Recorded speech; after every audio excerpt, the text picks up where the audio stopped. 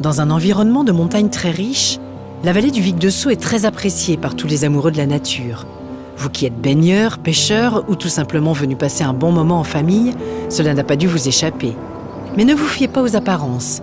Ces montagnes et rivières intègrent un patrimoine industriel important. Depuis 1907, il aura fallu 80 ans pour construire les barrages et centrales nécessaires à la production d'électricité et ainsi favoriser l'essor industriel de la vallée. Plus haut, les barrages de Niour, Izourt et Soulsem alimentent plusieurs centrales hydroélectriques et leurs fonctionnements peuvent être à l'origine de variations importantes du niveau d'eau dans la rivière. Il suffit de regarder la rivière.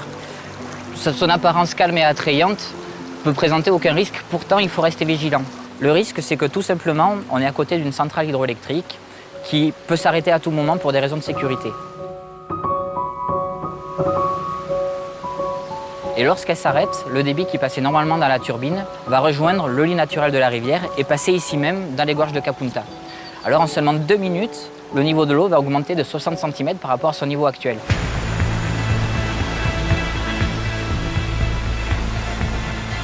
Cette montée des eaux qui est à la fois rapide et imprévisible peut mettre en difficulté une personne qui se trouve dans la rivière. Une piscine 8x4 avec 1,50 m de fond, ça fait à peu près 40 m3. Et vous imaginez que cette piscine, elle serait remplie en moins de 4 secondes. Donc c'est là où on prend toute la dimension vraiment de cette montée des eaux et de cette masse d'eau qui déferle en quelques minutes en fait. Une déferlante, une vague d'eau, même si on a de l'eau aux chevilles, c'est vrai que ça peut être catastrophique. Elle vous bascule en arrière et avec la force de l'eau, elle vous entraîne. Une fois qu'on est entraîné, il peut se passer plein de choses. Se cogner à un rocher, tomber inconscient, et puis bien évidemment la noyade. Ce ne sont pas des experts de la montagne, que ce soit un pêcheur ou quelqu'un qui vient casser la croûte au bord de la rivière. Il n'a pas conscience et quand on voit la vitesse à laquelle ça arrive, il est réel le danger. Quand on y est confronté, on a peu de temps pour réagir. Le débit, là d'un seul coup, il y a 14 mètres cubes seconde. Donc le débit est tel que la puissance du courant, c'est très difficile de lutter dans des eaux turbulentes comme celle-ci, quoi.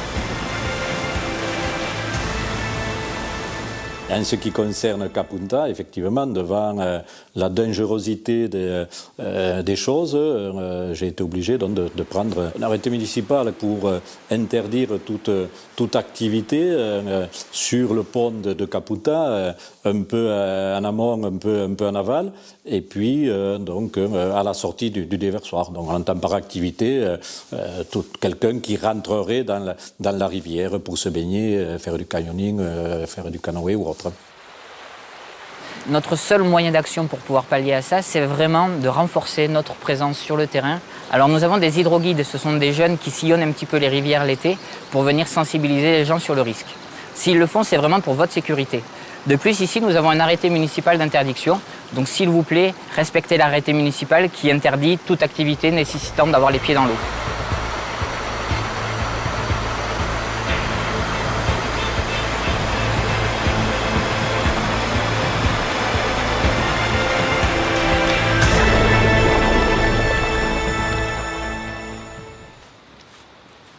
Alors la vallée du Vic de Sceaux est vraiment très riche en ressources touristiques. Ce que je vous recommande, c'est de vous rapprocher de l'office de tourisme Tarascon-Vic de Sceaux et de découvrir toutes les activités qui sont proposées par la station Sport Nature du Mont-Calm. Notre objectif, c'est de sensibiliser un petit peu les gens puisque le site est assez trompeur. On peut avoir l'impression que l'eau est calme et que le site est attrayant. Et pour autant, le risque est bien présent. Donc c'est le message que l'on veut porter auprès des gens. Même si le calme est apparent, le risque reste bien présent.